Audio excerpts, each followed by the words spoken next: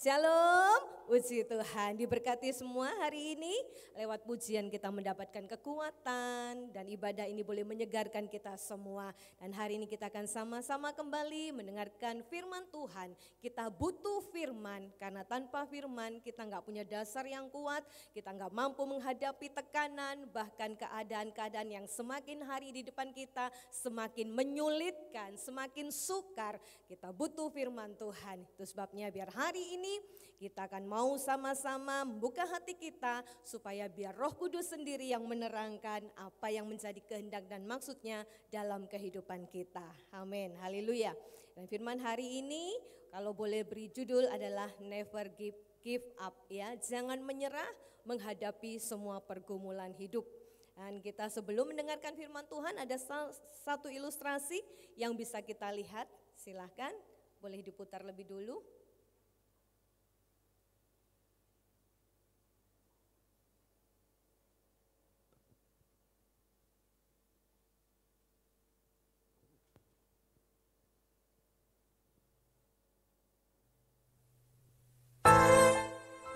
Yang itu dulu, yang anak beruang.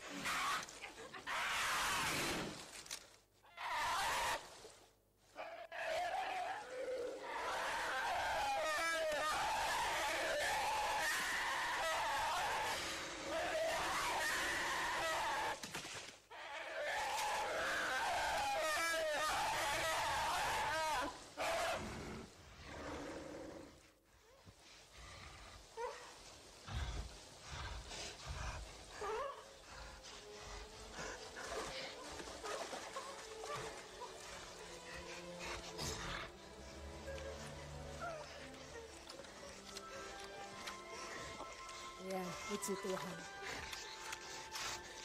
Itulah Bapak Ibu, gambaran dari dunia ini, ya kan. Saya bukan menyamakan kita dengan anak beruang, tidak ya. Tapi itulah keadaan dunia di mana kita tinggal ini bukan fine-fine aja.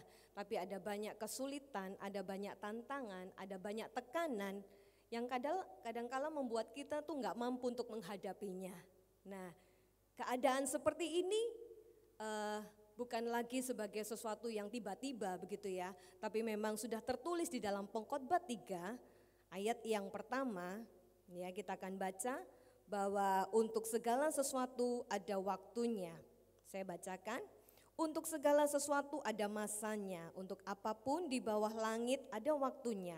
Ada waktu untuk lahir, ada waktu untuk meninggal, ada waktu untuk menanam, ada waktu untuk mencabut yang ditanam, ada waktu untuk membunuh, ada waktu untuk menyembuhkan, ada waktu untuk merombak, ada waktu untuk membangun, ada waktu untuk menangis, ada waktu untuk tertawa, ada waktu untuk meratap, ada waktu untuk menari, ada waktu untuk membuang batu, ada waktu untuk mengumpulkan batu, ada waktu untuk memeluk, ada waktu untuk menahan diri dari memeluk, ada waktu untuk mencari, ada waktu untuk membiarkan rugi, ada waktu untuk menyimpan, ada waktu untuk membuang, ada waktu untuk merobek, ada waktu untuk menjahit, ada waktu untuk berdiam diri, ada waktu untuk berbicara. 8, ada waktu untuk mengasihi, ada waktu untuk membenci, ada waktu untuk perang, ada waktu untuk damai. Nah, Bapak Ibu, itulah keadaan gambaran kehidupan dunia ya.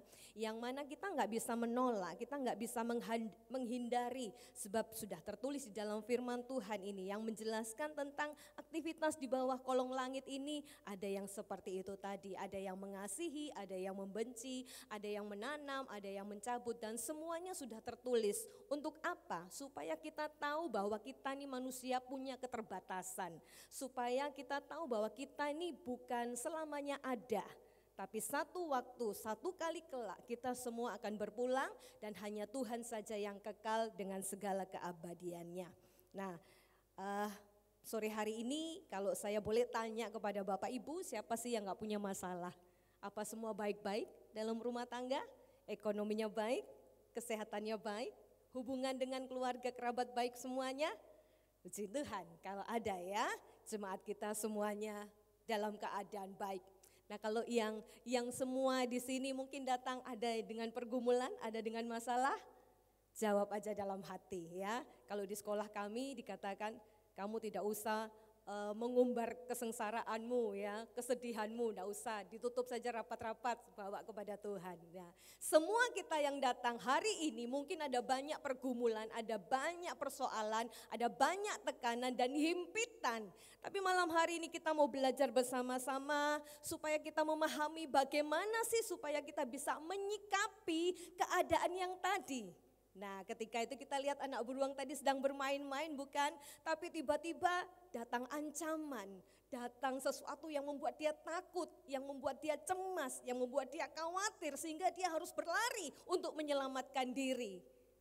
Kesusahan, kesulitan, tantangan, ujian itu datang kepada kita tanpa diundang.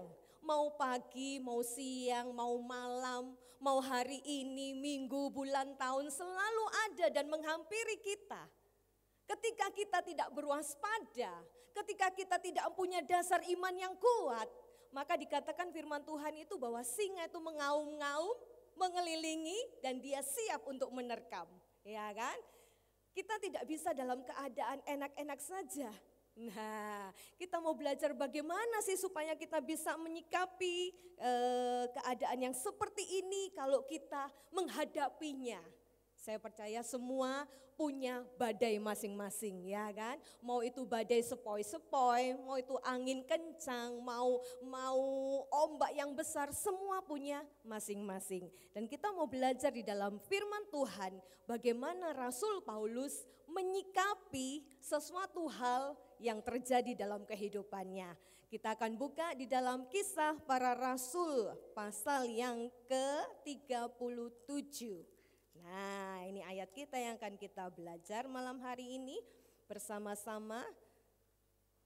Kisah Para Rasul pasal yang ke-27,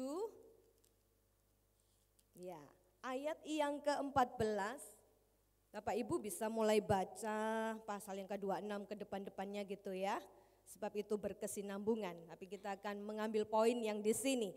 Pasal 27 ayat 14 sampai yang ke-44, tapi kita akan baca 1 sampai 20 saja. Oke, saya ayat genap Bapak Ibu, ayat ganjil supaya kita sama-sama diberkati dan firman ini menjadi rema. Kisah Para Rasul 27 ayat yang ke-14, kapal terkandas. Tetapi tidak berapa lama kemudian turunlah dari arah pulau itu angin badai yang disebut angin timur laut. 15, kapal itu dilandanya dan tidak tahan menghadapi angin haluan. Karena itu kami menyerah saja dan membiarkan kapal kami terombang-ambing.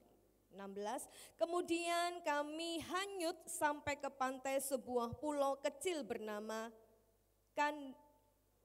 Kauda, dan di situ dengan susah payah kami dapat menguasai sekoci kapal itu. 17,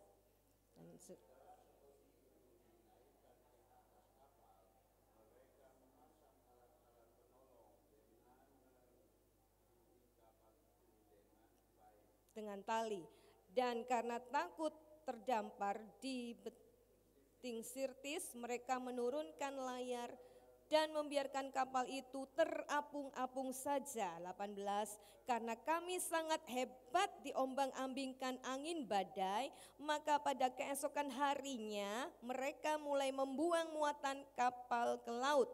19, dan pada hari yang ketiga mereka membuang alat-alat kapal dengan tangan sendiri. 20 sama-sama. Setelah beberapa hari lamanya, baik matahari maupun bintang-bintang tidak kelihatan, dan angin badai yang dahsyat terus-menerus mengancam kami. Akhirnya putuslah segala harapan untuk dapat menyelamatkan diri kami. Nah, garis bawahi hilang harapan, putus asa. Nah, saya tidak mendalami bidang perkapalan ya, tapi Bapak Gembala kita nih memang orang perkapalan dan beliau punya kapal, beliau sudah punya pengalaman seperti itu.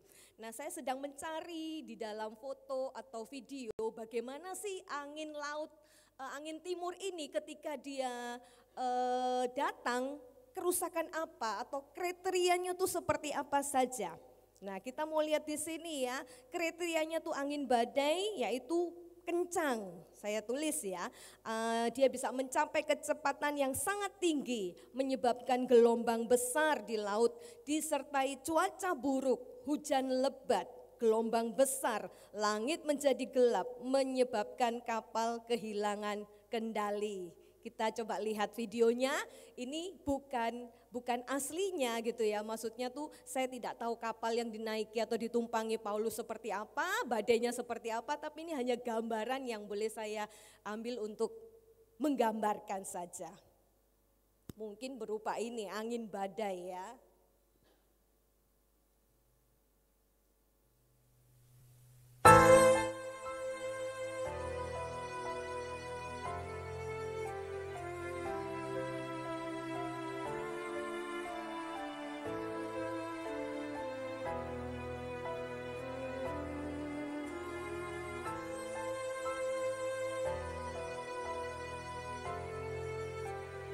Lebih hebat dari ini ya, angin badainya, angin timur lautnya itu. Kita bisa melihat bagaimana gelombangnya, badainya, ombaknya, tekanannya.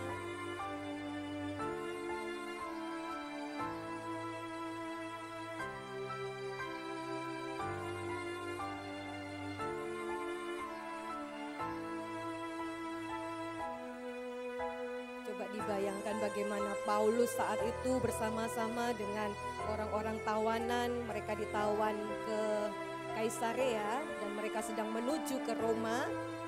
Di saat itu mereka mengalami badai di tengah laut. Pasti di dalam perahu ini atau kapal ini orang-orang di sana pasti tergoncang ya, toeng ke sana sini, bertabrakan, berbenturan gitu ya. pusing, wah, bisa mual-mual, muntah dan sebagainya.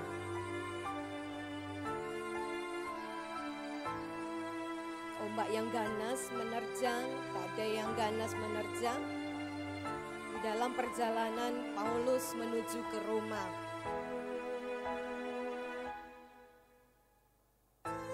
Bisa dibayangkan di situ.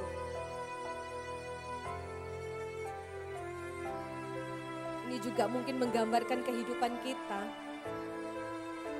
Mungkin dalam perjalanan kita itu ada badai-badai yang ganas. Kita nggak mampu menghadapinya.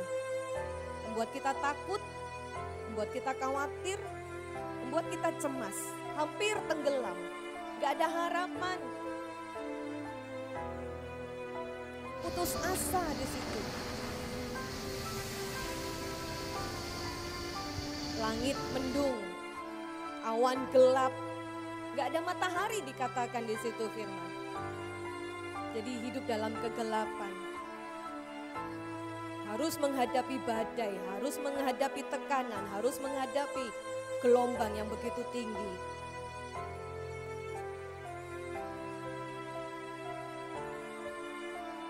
Inilah bahtera kehidupan kita. Apakah saat kita menghadapi semua ini kita menyerah? Apakah kita saat menghadapi tekanan, gelombang badai kita putus asa? Apakah saat kita berada dalam posisi yang seperti ini kita hilang harapan?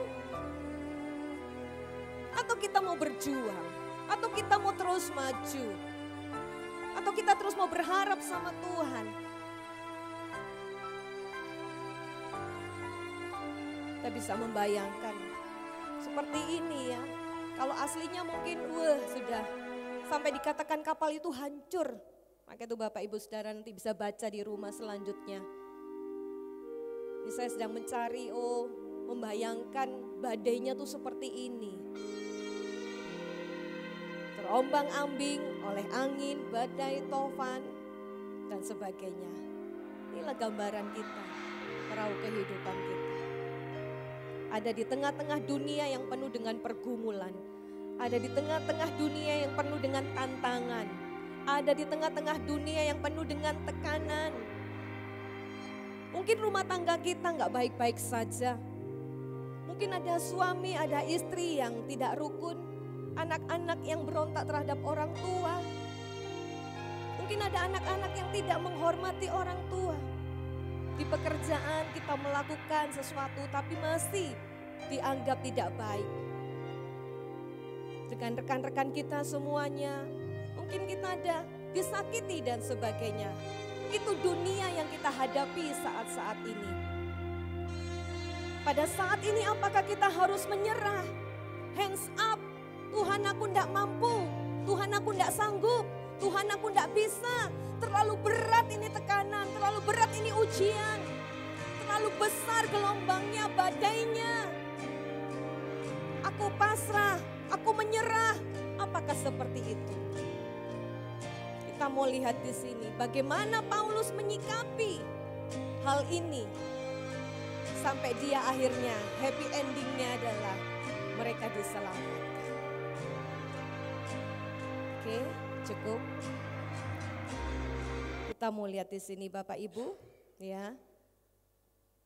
Latar belakangnya adalah bahwa Paulus ini dia ditangkap dan dia dimasukkan ke dalam penjara. Bukan karena dia berbuat dosa atau berbuat kejahatan, tapi dia sudah difitnah oleh orang-orang yang tidak menyukainya karena pemberitaan firman, penginjilannya itu memenangkan banyak jiwa. Ada orang-orang yang tidak menyukainya sehingga dia harus ditangkap. Dan dia dimasukkan ke penjara, dia dibawa ke Kaisarea. Selama 2 tahun di sana, dia di penjara dan dia naik banding. Dan saat itu diputuskan untuk dia dibawa ke Roma supaya bisa naik banding di sana. Dan di sini kita lihat tadi gambarannya badainya begitu besar, badainya begitu tekanannya yang sangat kuat. Tapi kita mau lihat apa yang sudah dilakukan oleh Paulus ini. Ya, ayat yang ke-14 dikatakan di sini bahwa dikatakan kapal tidak dapat menahan haluannya. Ya, ayat yang ke-15 sebenarnya mereka menyerah di sini. Mereka tidak mampu menghadapinya. Dan kapal itu dibiarkan terombang-ambing seperti itu ya. Nah, saya melihat atau pengalamannya adalah orang tua saya, papa saya sebagai seorang pelaut gitu ya. Cuman beliaunya sudah meninggal pada saat saya berumur 3 tahun. Jadi saya tidak bisa mendengar bagaimana dia bercerita tentang pengalamannya selama kerja di kapal ya. Karena kapal luar negeri saat itu. Saya hanya dengar cerita kalau saat itu di Hong Kong gitu ya. Jadi dia sakit dan dibawa pulang dan akhirnya meninggal di sini. Nah itu sebabnya saya berpikir begini, waduh, saat itu saya berkenalan dengan Hengki yang saat ini jadi suami saya dan dia sekolah pelaut sebenarnya. Maka itu saya bilang, kamu pelaut? Waduh repot gitu ya, kenapa? Karena saya tidak mau menjadi orang yang ditinggal-tinggal, itu saya. Karena pengalamannya adalah orang tua saya sudah meninggalkan saya ketika saya umur 3 tahun.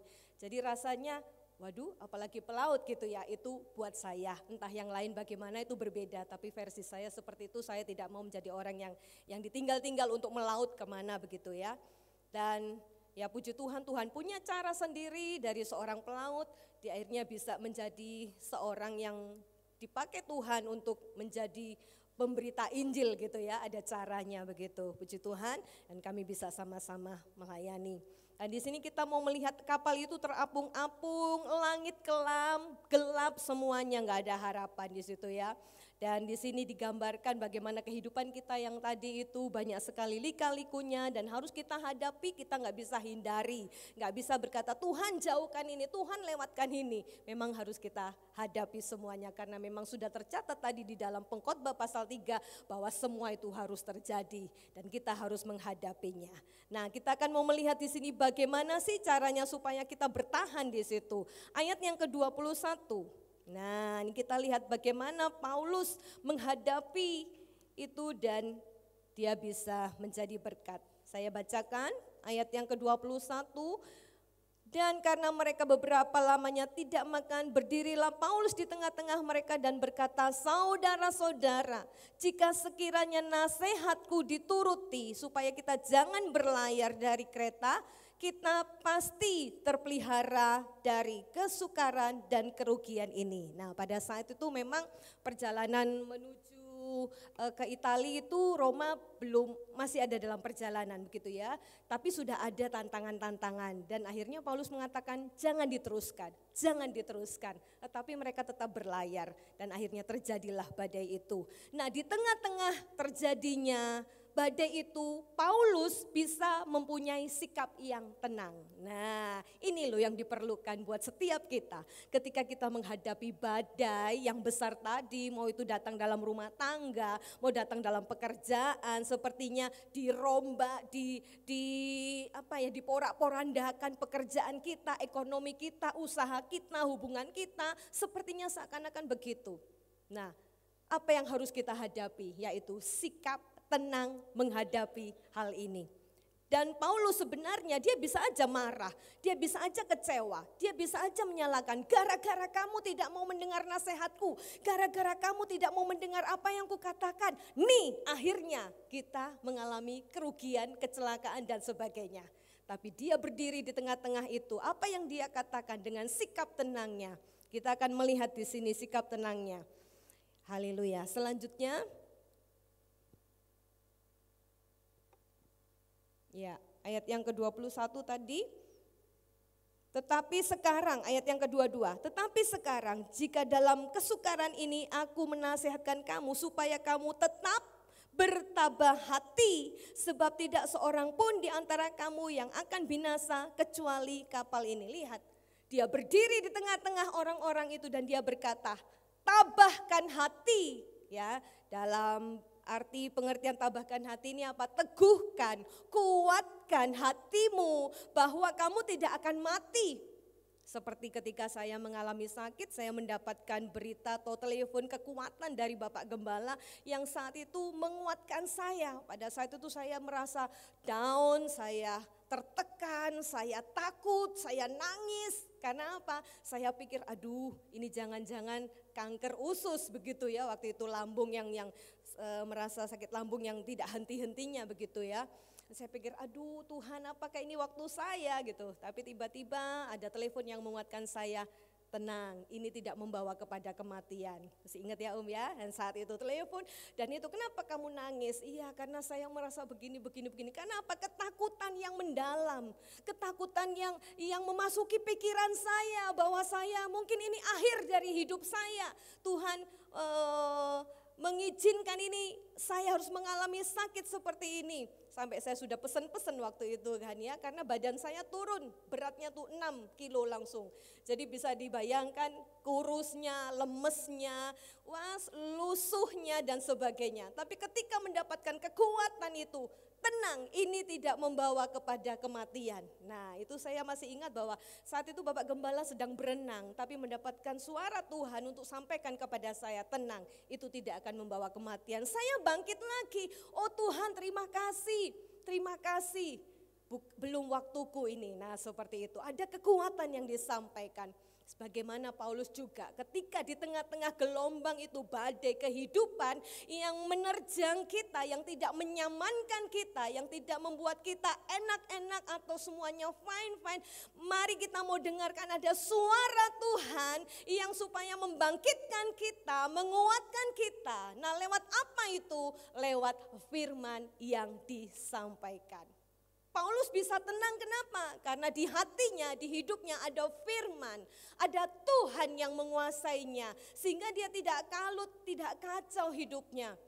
Di tengah-tengah badai seperti itu dia bisa berdiri dan dia menyampaikan, tenang, ini tidak akan membawa kematian, hanya kapal ini saja yang hancur. Saya pikir luar biasa ya, orang yang kalau tidak ada roh Tuhan, tidak dipimpin Tuhan, dan hidupnya tidak dipenuhi dengan firman Tuhan, pasti ketika menghadapi badai takut duluan, nangis duluan, ya kan, marah duluan, kecewa duluan dan sebagainya. Tapi Paulus bisa menenangkan mereka, tenang, teguhkan hatimu, kuatkan hatimu. Firman Tuhan juga di dalam Amsal 18 ayat 14, tolong dibuka di situ. Ya. Amsal 18 ayat 14 dikatakan, orang yang bersemangat dapat menanggung penderitaannya, tetapi siapa akan memulihkan semangat yang patah? Itu sebabnya ketika kita menghadapi tekanan atau badai-badai tadi, masing-masing orang beda-beda ya. Kalau kita tidak punya semangat, maka kita akan seperti orang yang lunglai, tidak punya kekuatan, dikatakan seperti itu. Juga ada di Amsal 24 ayat yang ke-10, tolong dibuka. Jika engkau tawar hati pada masa kesesakan, dikatakan kecillah kekuatanmu.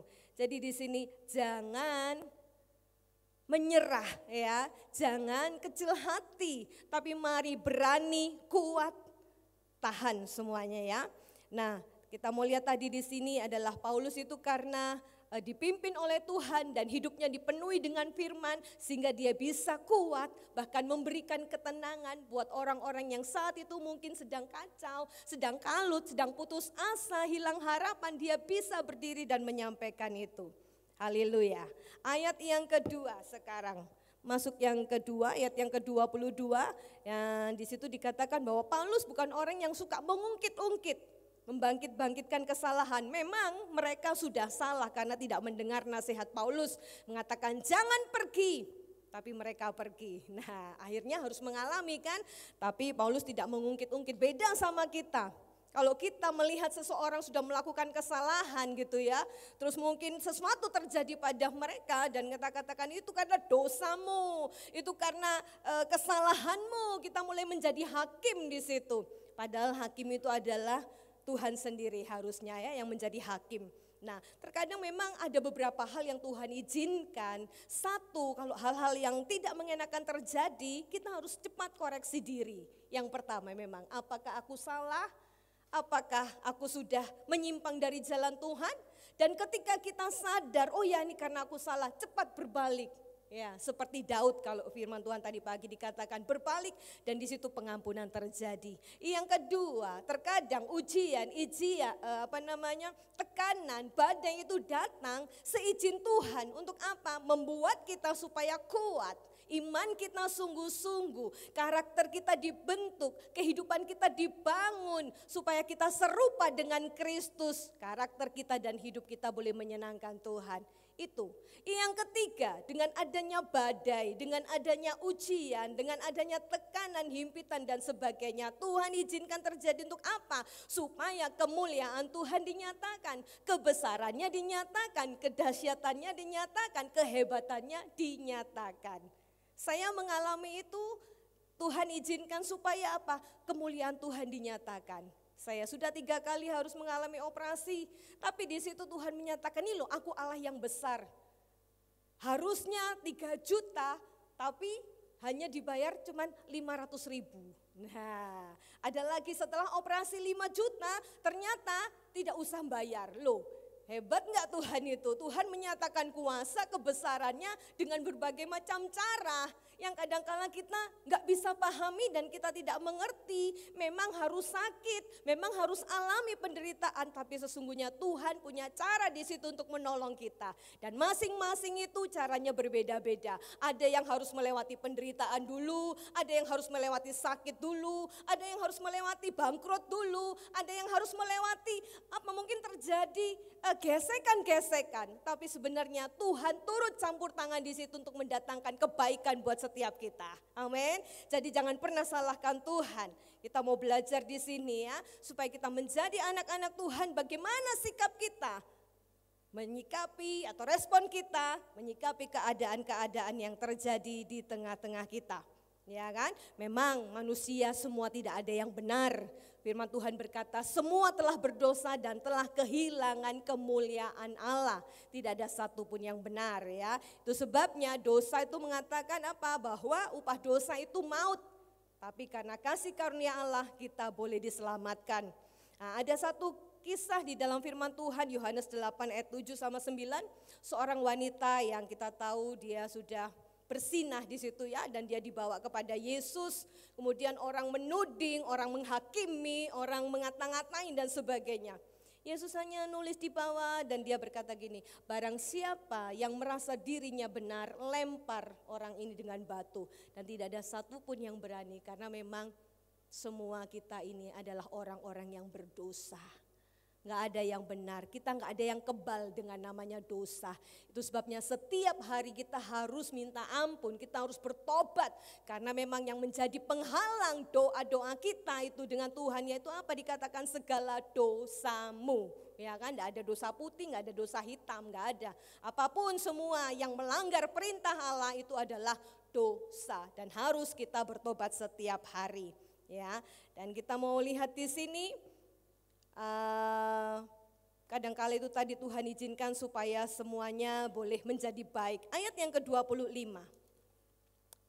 Pasal yang ke-27 ayat yang ke-25 mengatakan apa?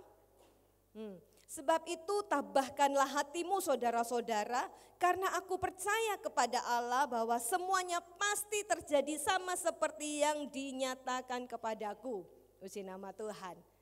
Yang ketiga, Paulus mempunyai kepercayaan kepada Tuhan. Hatinya percaya bahwa apa yang sudah dikatakan itu, bahwa kamu tidak akan mati, kamu tidak akan tenggelam, kamu tidak akan terbakar dan sebagainya. Dan itu digenapi, dia percaya. Luar biasa ya. Kita juga demikian. Bapak Ibu sudah mengikut Tuhan, melayani Tuhan, harus lebih lagi iman kita ini kepada Tuhan tertanam. Harus percaya kepada Dia, bahwa hanya Dia yang sanggup untuk menyatakan pertolongan buat kita. Tapi anehnya kebanyakan orang itu imannya enggak berakar, enggak sungguh-sungguh hatinya. Ya, enggak mau ikut Tuhan itu dengan sungguh-sungguh, sehingga ketika ada ujian itu, tantangan itu namanya badai itu, mereka tidak percaya kepada Tuhan. Mereka lebih memilih yang lain. Contohnya apa? Misalnya hanya karena kekayaan, hanya karena kedudukan, hanya karena pangkat, mereka berani melepaskan kepercayaan itu, memilih untuk mengikut yang lain. Janji Tuhan itu sudah luar biasa sebenarnya. Wahyu 2 ayat yang ke-10b mengatakan bahwa barang siapa yang setia sampai akhir, dia akan mendapatkan mahkota kehidupan. Tapi anehnya banyak anak-anak Tuhan yang meninggalkan dan melepaskan kepercayaan itu, yaitu menukarkan dengan hal-hal yang fana, dengan kedudukan, dengan kekayaan, dengan hal-hal yang sifatnya sementara.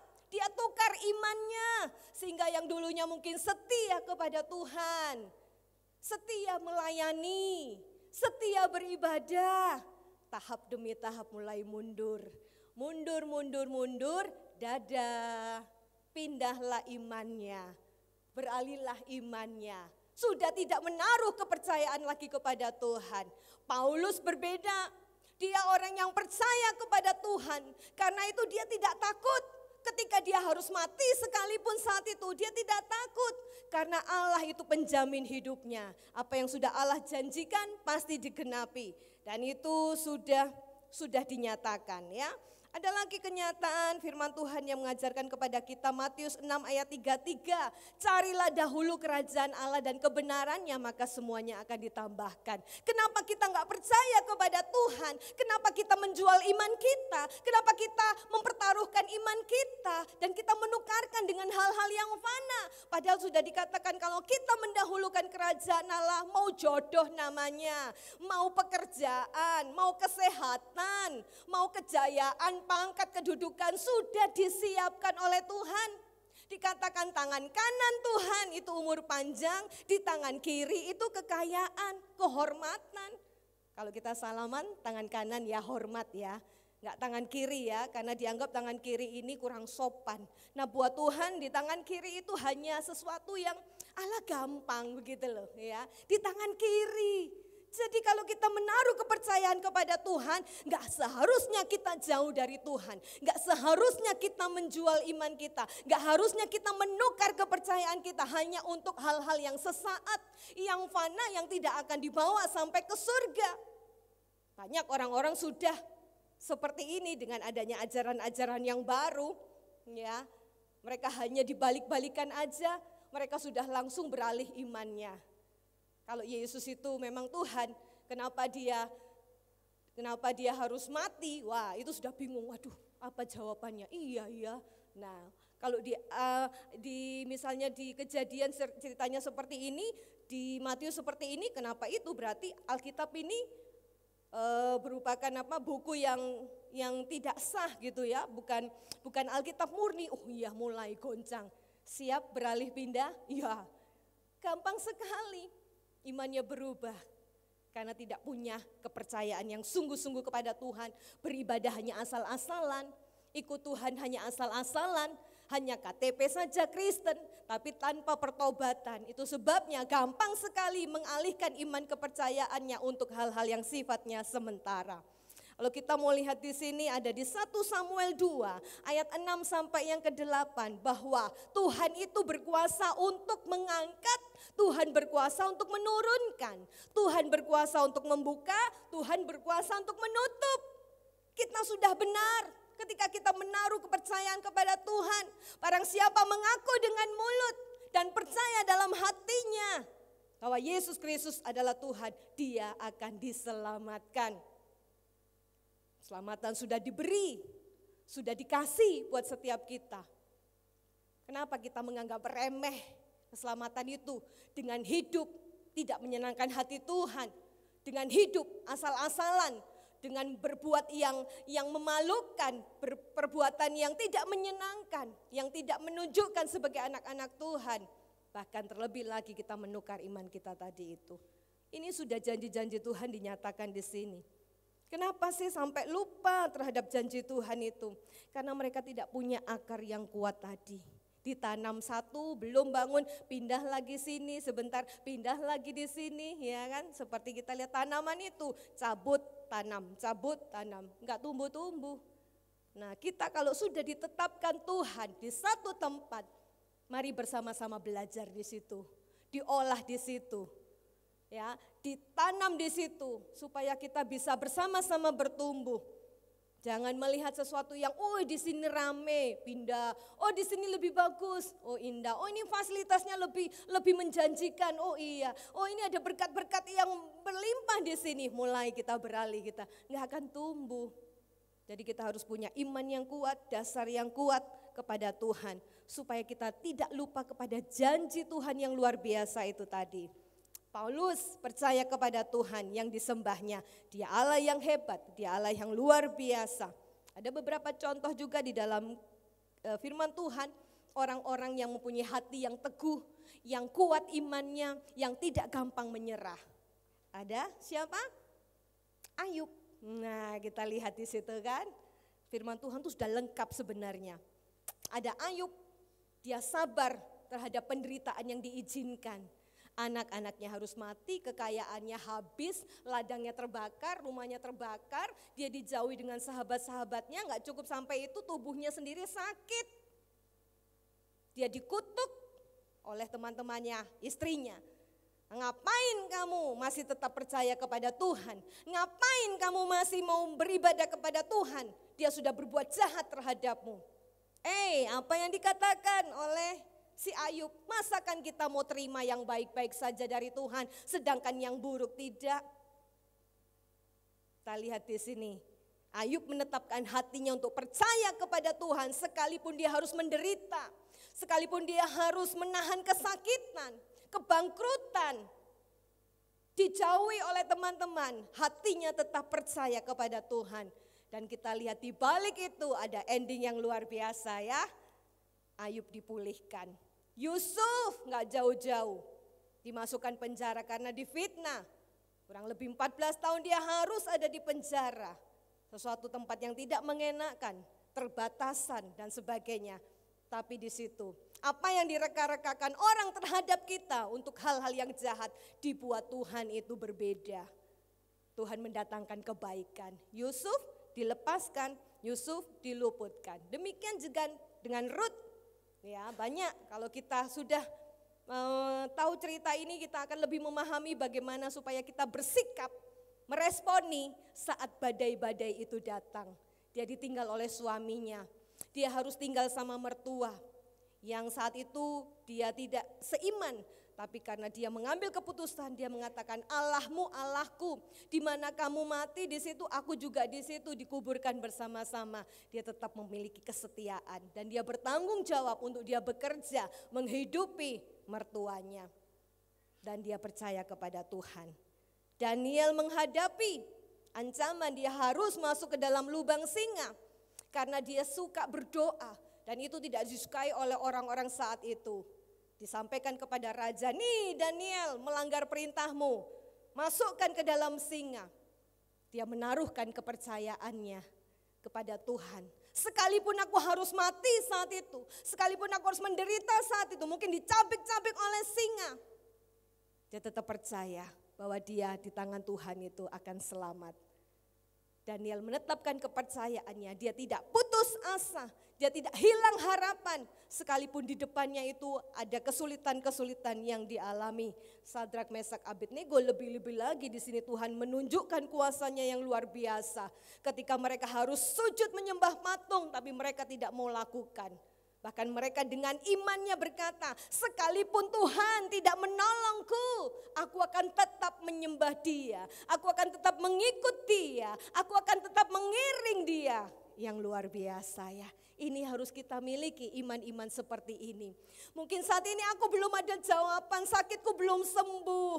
Aku butuh uang untuk bayar SPP anakku. Aku butuh uang untuk sekarang kan lagi masuk sekolah gedung dibayar. Yang kuliah-kuliah ya kan semuanya butuh. Tapi belum ada ini dananya. Gimana caranya? Belum lagi ada masalah ini, masalah itu. Sekalipun itu belum kelihatan, sekalipun itu belum nyata. Tapi aku menaruh percayaku kepada Tuhan bahwa Tuhan akan menolongku, Tuhan akan memampukanku, Tuhan akan memberikan jalan keluar buat aku. Itu orang-orang yang percaya kepada Tuhan.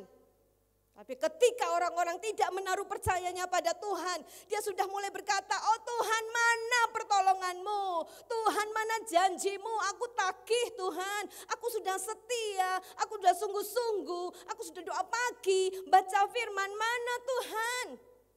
mulai menyalahkan Tuhan. Apakah buat Tuhan itu enggak sanggup?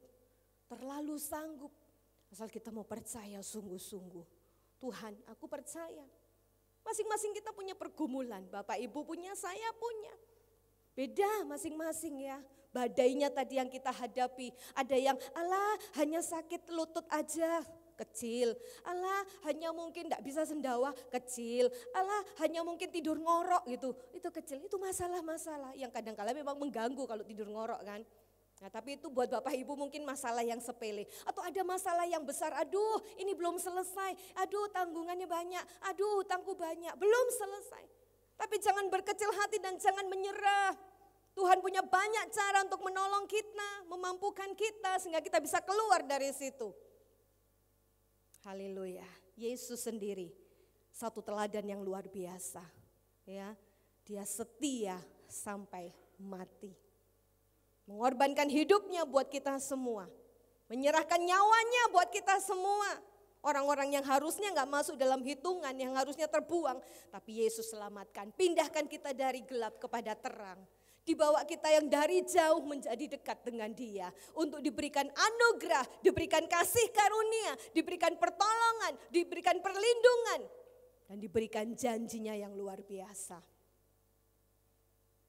Mari kita teladani semua ini. Yang keempat apa? Paulus ayat yang ke-34.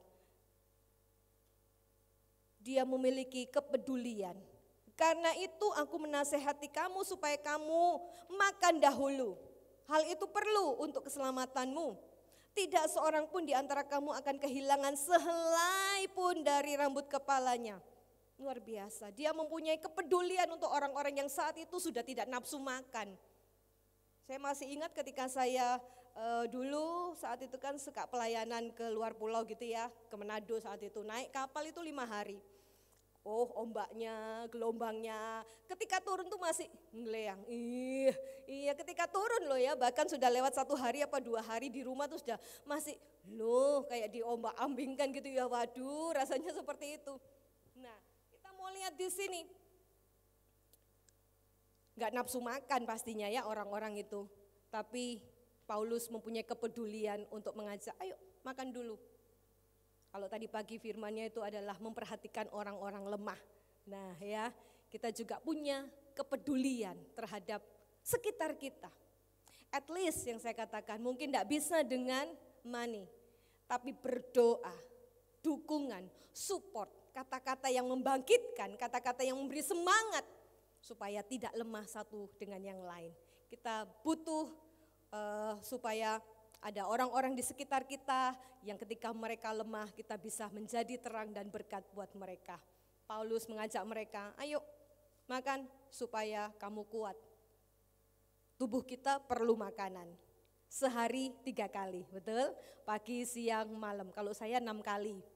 6 kali. Iya, tapi porsinya memang sedikit-sedikit. Tiap 3 jam saya harus makan. Tiap 3 jam saya harus makan, saya mencoba untuk 5 jam gitu, ini sudah mulai bunyi krek, krek, krek, wah sudah enggak bisa ya, saya harus makan. Nah tubuh kita aja butuh makanan supaya kita bisa kuat, beraktivitas, berjalan, melompat, berlari dan sebagainya. Betul? Mencari uang ya untuk bekerja gitu, butuh makan. Apalagi rohani kita. Perlu juga asupan, makanan. Apa? Firman Tuhan. Kita seringkali menyepelekan hal itu, enggak butuh firman. Toh minggu saya sudah mendengar, toh kami sudah doa malam, toh sudah di Zoom, ya kan? Apalagi sudah di Komuda, udah enggak perlulah hari-hari kita. Dikatakan renungkanlah firman itu siang dan malam. Ku renungkan firman-Mu siang dan malam, ku pegang perintah-Mu dan ku lakukan. Engkau tahu ya Tuhan, tujuan hidupku hanyalah untuk menyenangkan hati-Mu. Mari kita hidup menyenangkan hati Tuhan. Renungkan firman, dikatakan kita seperti tanaman yang ada di aliran air yang merambatkan batang-batangnya dan kita menjadi berbuah. Boleh dibuka di situ? Mazmur pasal yang ke-3 ya, 1 ya. Iya, ayat 13 ya. Ayat 1 sampai 3. Sudah? Bisa dibuka? Ya, berbahagialah orang yang tidak berjalan menurut nasihat orang fasik, yang tidak berdiri di jalan orang berdosa dan yang tidak duduk dalam kumpulan pencemooh. Nah, ayat yang kedua. Tetapi yang kesukaannya ialah Taurat Tuhan dan yang merenungkan Taurat itu siang dan malam. Nah, ini janjinya. Ia seperti pohon yang ditanam di tepi aliran air yang menghasilkan buahnya pada musimnya dan yang tidak layu daunnya. Ingat, apa saja yang diperbuatnya berhasil. Kalau kita mau dengar-dengaran firman, kita tanam dan kita menghidupi firman itu, Tuhan menyertai kita. Kita nggak akan mengalami kekeringan. Badai boleh datang, taufan boleh menghantam, kesukaran, kesulitan boleh ada di depan kita, tapi kita akan punya kekuatan. Ada dasar yaitu firman yang mengingatkan kita terus akan janji-janji Allah. Sehingga kita tidak akan tergoyahkan, kita tidak akan menjual kepercayaan kita. Kita nggak akan jauh dari Tuhan. Kita punya dasar yang kuat yaitu firman Tuhan itu tadi. Kerohanian kita perlu diisi, diberi makan, asupan yaitu firman. Tubuh kita aja perlu makan, tadi saya bilang, apalagi rohani kita. Ya, next selanjutnya apa yang Paulus lakukan saat dia menghadapi ini. Yang kelima, ayat yang ke-35. Oke, ayat 35 mengatakan sesudah berkata demikian, ia mengambil roti, mengucap syukur kepada Allah di hadapan semua mereka. Memecah-mecahkannya lalu mulai makan. Itu bukan perjamuan di sini ya, karena banyak mereka ini adalah tidak mengenal Tuhan. Tapi Paulus mempraktekkan bagaimana hidupnya itu mengucap syukur. Ini belum selesai loh ya. Maksudnya ini badai belum berlalu, dia belum sampai di Roma, masih dalam kesulitan, masih dalam tantangan, tapi dia mampu untuk mengucap syukur kepada Tuhan. Walaupun belum terlihat, belum sampai di Roma, belum terlihat naik bandingnya itu disetujui apa tidak, belum terlihat pertolongannya, ini masih ada dalam badai gelombang dan sedang ada di terombang-ambing kapalnya. Dia mengangkat roti, dia mengucap syukur kepada Tuhan. Tanda apa orang yang mengucap syukur kepada Tuhan? Mengajarkan kita ya, walaupun belum selesai tantangan masih ada, tetap mengucap syukur. 1 Tesalonika ayat 8 mengatakan apa? Ucapkanlah syukur dalam segala hal. Dalam segala hal. Mau itu senang, mau itu susah, mau itu kelebihan, mau itu kekurangan, mau dalam kesehatan atau sakit, tetap mengucap syukur. Karena Tuhan punya rencana di situ. Ya, dengan mengucap syukur kita mendekatkan diri kita kepada Tuhan. Mazmur 100 ayat yang keempat, tolong dibukakan. Berkat dari mengucap syukur itu apa? Udah? Masuklah melalui pintu gerbangnya dengan nyanyian syukur, ke dalam pelatarannya dengan puji-pujian. Bersyukurlah kepadanya dan pujilah namanya. Nah seperti ini kalau kita datang kepada Tuhan, memuji Tuhan, kita mendekatkan diri kita kepada Tuhan dengan membawa korban ucapan syukur. Terima kasih Tuhan, aku sudah disertai dari rumah sampai tempat ini. Terima kasih Tuhan, aku sudah dikuatkan kakiku untuk aku bisa berjalan. Terima kasih Tuhan, aku bisa berpakaian. Terima kasih Tuhan, aku bisa makan. Aku bisa memuji Tuhan. Ada ucapan syukur yang dibawa kepada Tuhan, apapun itu bentuknya pertolongan Tuhan, bawa datang kepada Tuhan dengan ucapan syukur. Yang kedua kita lihat apa? Dengan ucapan syukur itu memberikan damai sejahtera. Filipi 4 ayat 6 sampai yang ke-7. Filipi 4 ayat yang ke-6 dan 7, silakan dibuka. Bersukacitalah senantiasa dalam Tuhan, sekali lagi kukatakan bersukacitalah. Lanjut, next, 6 dan 7. 6. Janganlah hendaknya kamu khawatir tentang apapun juga, tapi nyatakanlah keinginanmu kepada Allah dalam doa, permohonan dan ucapan syukur, ya, seperti itu. Yaitu apa? Memberikan damai, ketenangan buat setiap kita. Ketika kita bisa mengucap syukur untuk berkat yang kita terima. Ketika kita mengucap syukur untuk makanan yang ada. Ketika kita mengucap syukur untuk pakaian, untuk apapun yang ada dalam kehidupan kita, kita mampu mengucap syukur, itu mendatangkan damai sejahtera buat kita. Artinya bahwa kita setuju dengan apa yang sudah Tuhan perbuat dalam hidup kita. Setuju dengan berkat-berkat Tuhan, setuju dengan pertolongan Tuhan, setuju dengan kebaikan Tuhan. Mengucap syukur ya, apapun keadaanmu, dalam rumah tangga, dengan anak-anak, dengan pekerjaan, apapun mungkin menyakitkan dan sebagainya. Tapi tetap mengucap syukur. Karena mengucap syukur itu membuat kita bisa juga rendah hati. Di sini dalam Roma 11 ayat yang ke-36 mengatakan bahwa dari Tuhan, segala sesuatu dari Tuhan, oleh Tuhan dan kembali kepada Tuhan. Kita belajar rendah hati bahwa kita ini gak ada apa-apanya tanpa Tuhan. Kita gak mampu tanpa Tuhan. Semua yang aku dapat itu berasal darimu, olehmu, dan aku kembalikan kepadamu. Dalam bentuk apa ya? Tadi bisa perpuluhan. Dalam bentuk apa? Memberikan diri untuk ambil bagian dalam pelayanan. Dalam bentuk apa? Mungkin terlibat di dalam donatur dan sebagainya. Itu bisa kita lakukan. Dalam bentuk ucapan syukur kepada Tuhan. Bahwa segala sesuatu dari Dia, oleh Dia, dan kita kembalikan. Ini loh Tuhan punyamu, ini loh Tuhan. Ya, kemudian mengucap syukur itu apa? Membuka berkat Tuhan lebih untuk kita terima. Berkat apa? Di dalam dikatakan Lukas 17 ayat yang ke-11 sampai 19 bercerita tentang 10 orang yang disembuhkan. Satu yang kembali mengucap syukur kepada Tuhan. Mana yang lain? Kok gak tahu terima kasih sudah ditolong. Tapi yang satu kembali. Ketika dia jalan dia lihat, wih aku sembuh. Sakitku sudah sembuh, kustaku hilang. Dia lari, dia cari. Dan dia kembali kepada Tuhan, mengucapkan terima kasih Tuhan atas kesembuhan, terima kasih Tuhan untuk berkat-berkat-Mu, terima kasih Tuhan untuk kebaikan-Mu, terima kasih Tuhan untuk pertolongan-Mu. Di situ Tuhan menyatakan berkat yang lebih. Apa itu dikatakan? Kita lihat Lukas 17, berkat apa yang dia terima? Oke, Lukas 17 dibuka, ayat yang ke-19. Nah, dikatakan, lalu ia berkata kepada orang itu, berdirilah dan pergilah, imanmu telah menyelamatkan engkau. Dia bukan saja menerima kesembuhan, tapi dia menerima keselamatan. Itu yang diberikan Tuhan luar biasa, ada berkat lebih. Ketika kita mampu mengucap syukur, kita melihat ada berkat Tuhan yang lebih diberikan kepada kita. Kita lakukan seperti ini. Ya, dan happy endingnya kita melihat ayat yang ke-44.